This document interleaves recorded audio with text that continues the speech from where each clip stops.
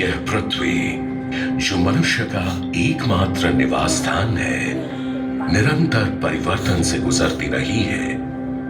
यह हरी भरी धरती लगातार हुए बदलावों का ही नतीजा है।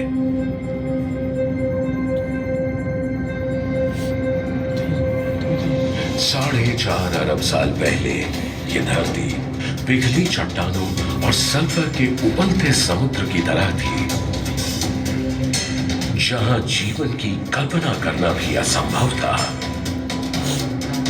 समय के साथ यहां का तापमान गिरता गया, जिससे पृथ्वी की कई संकेंद्रित परतें क्रस्ट, मैंटल और कोर बनने लगी। मैंटल की ऊपरी सतह एस्थेनोस्फेयर मोटी और चिपचिपी थी। इसके ऊपर लिथोस्फियर जो एक भूखंड था तैरता था, जिससे आगे चलकर महाद्वीप बने।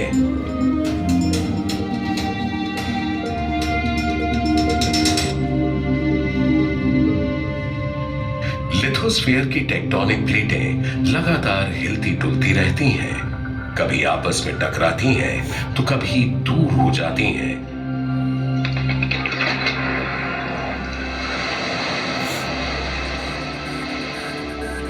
और इसी के परिणाम स्वरूप पर्वतमालाएं, गहरी घाटियां और नए महाद्वीप बने।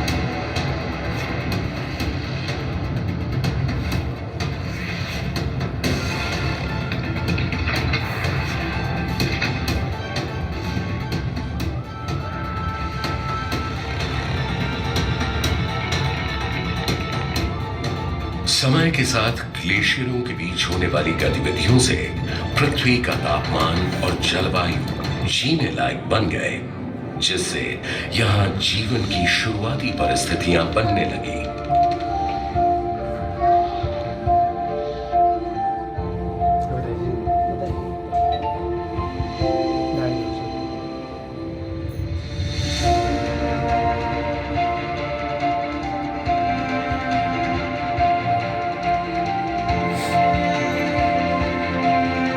वैज्ञानिकों का अंदाजा है कि 65 करोड़ साल पहले क्रायोजेनियन युग में एक बड़ा महाद्वीप टूटा, जिससे गोंडवाना, लॉरेंशिया, बाल्टिका और साइबेरिया बने।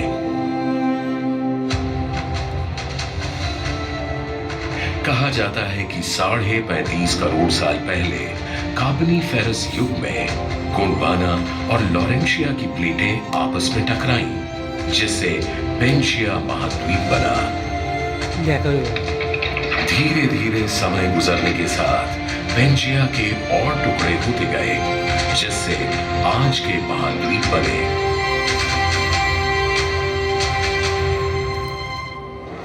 जिंदगी भी यहां आए बदलावों और उनकी चुनौतियों को स्वीकार कर उनके अनुरूप ढलती रही। कुछ प्रजातियों ने खुद को इसके अनुकूल बनाया, कुछ विकसित हुई और कुछ नष्ट हो गई। बदलावों का यह सिलसिला आज तक जारी है।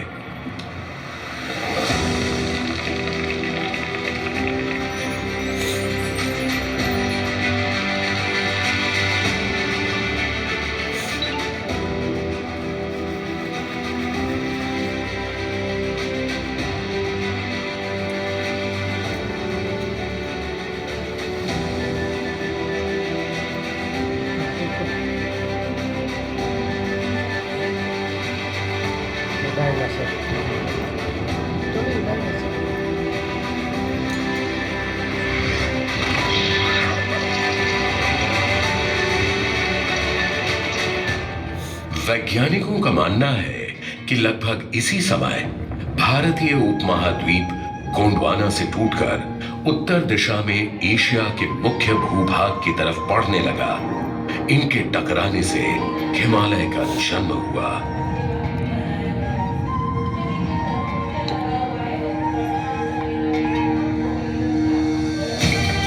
भारतीय उपमहाद्वीप के उत्तर पश्चिमी इलाके की टेक्टोनिक प्लेटें निरंतर सक्रिय हैं। लिथोस्फीयर की टेक्टोनिक प्लेटें लगातार हिलती हैं। उनमें पहले भी हलचल होती थी और भविष्य में भी होगी, जिससे भूकंप आएंगे, कंपन होगा और नए बदलाव आते रहेंगे।